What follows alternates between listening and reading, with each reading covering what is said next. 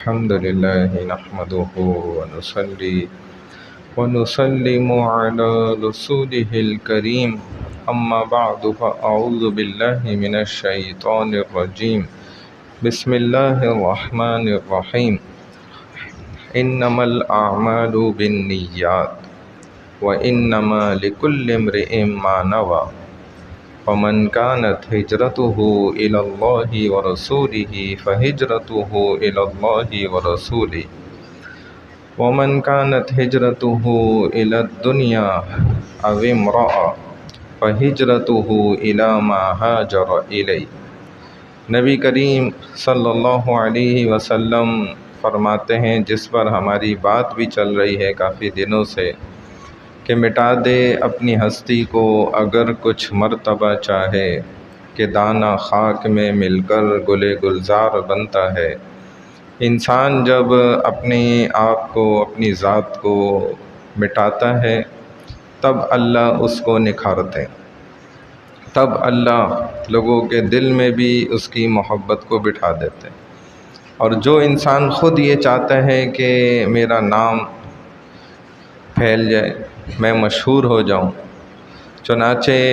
اللہ کو تو یہ عادت پسند نہیں ہے، رسول اللہ صلی اللہ علیہ وسلم کو بھی یہ عادت اپنی زندگی میں ہرگز پسند نہیں تھی۔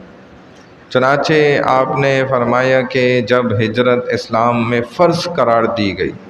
مکہ سے ہجرت کرنا، اور نبی کریم صلی اللہ علیہ وسلم سے صحابہ اجازت طلب کرتے جاتے اور ہجرت کرتے چلے جاتے، تب نبی کریم صلی اللہ علیہ وسلم نے یہ بات عرض فرمائی کہ جس کسی نے ہجرت کی اللہ اور اس کے رسول کے لیے، تو اس کی ہجرت تو خالص ہو گئی اللہ اور اس کے رسول کے لیے، یعنی اس کو تو گویا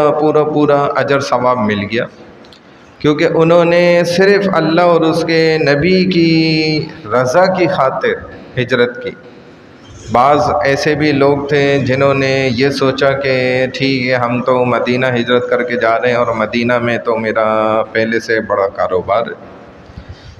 مجھے تو ویسے بھی وہاں جانا تھا، یا مدینہ میں فلانی عورت ہے، اس سے تو مجھے نکاح ہی کرنے جانا ہی تھا، تو چلو اچھا ہی ہو گیا ہجرت کے بہانے۔ تو جیسے آج کل بھی بہت سے لوگ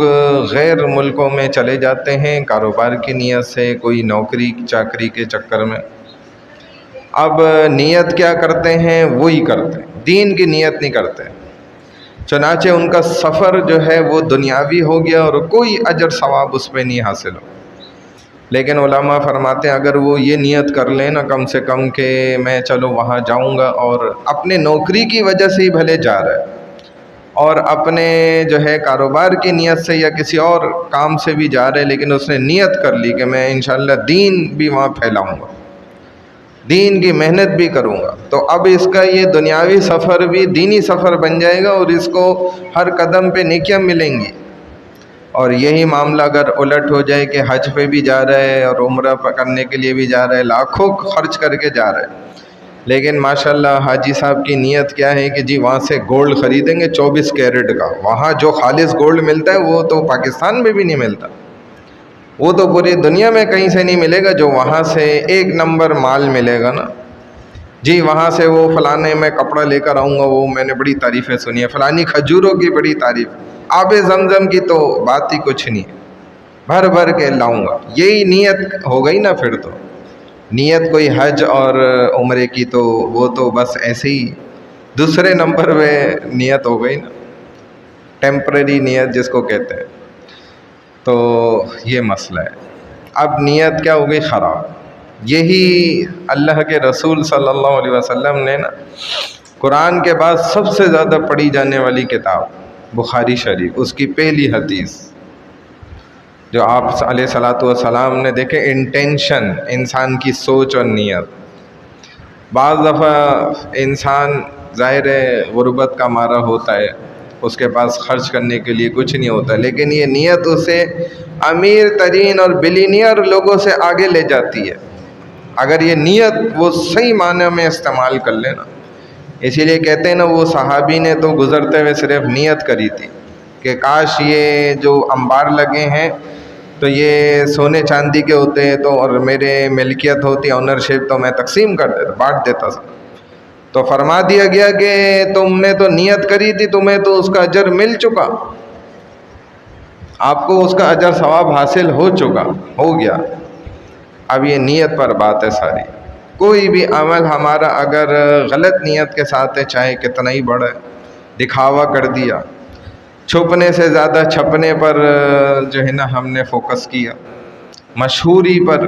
گمنامی کو چھوڑ کر ہم نے نام ہو جانے پر جو ہے نا زیادہ زور دیا، بس یہاں سے نیت جو ہے نا خراب۔